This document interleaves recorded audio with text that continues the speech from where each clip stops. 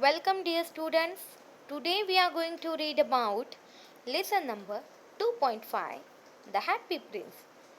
As we know, in the previous video we had seen part 1 as well as part 2.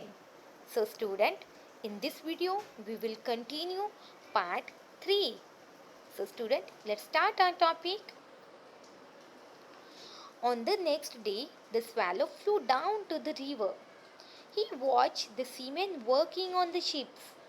"I am going to Egypt," he cried. But no one listened to him.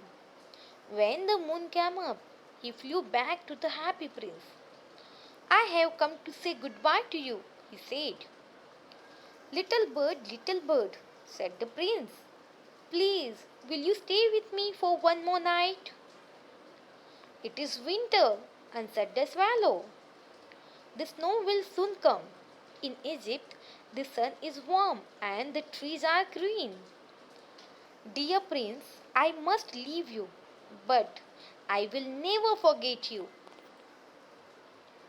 A little girl is standing there in the square below. She is selling eggs. Her eggs have fallen on the ground and they are broken. She has no money to take home. Her father will hit her. "Take out my other eye and give it to her." "I will stay with you for one more night," said the swallow. "But I cannot take out your other eye. You will not be able to see." "Do it," said the prince. So the swallow took out the prince's other eye and flew down with it. He flew to the girl and put the jewel in her hand. "This is a beautiful piece of glass," cried the little girl. She ran home, laughing. Then the swallow flew back to the prince. "You cannot see now," he said. "So I will stay with you." "No," said the poor prince. "You must go to Egypt." "I will stay with you," repeated the swallow. And he slept at the prince's feet. The next day he stayed with the prince. He told the prince stories about the strange lands that he knew. "Dear little bird," said the prince, "you are telling me about strange and wonderful things, but the suffering of man and woman is stranger than anything. Fly over my city, little bird. Tell me what you see there." So the swallow flew over the great city. He saw the poor people sitting at the gate. He flew into the dark streets and saw the white faces of hungry children with sad eyes. Under a bridge, two little boys were lying close together to keep warm. "We are so hungry," they said. "You cannot lie there," shouted the guard. Then the swallow flew back and told the prince. "I am covered with fine gold," said the prince. "Take it off, piece by piece, and give it to my poor people." The swallow pulled off the gold until the happy prince looked grey and ugly. The swallow took the gold to the poor, and the children's faces became brighter.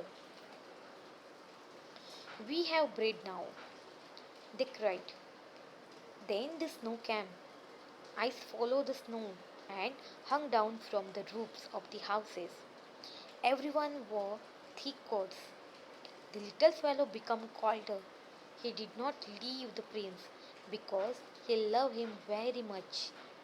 But he was dying. "Goodbye, dear prince," he said. "I am glad that you are going to Egypt," said the prince. "You have stayed too long." "I am not going to Egypt," said the swallow. "I am going to the house of God." It fell down dead at his feet.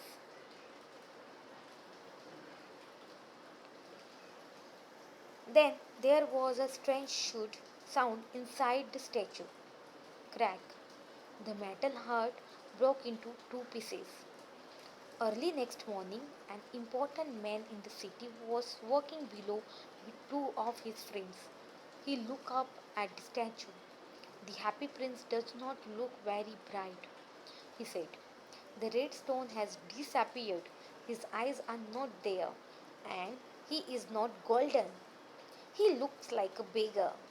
Yes, he does, said the man's friends. Here is a dead swallow at his feet, said the officer. We must make an order that birds cannot die here. They pulled down the statue of the happy prince and put it in the fire.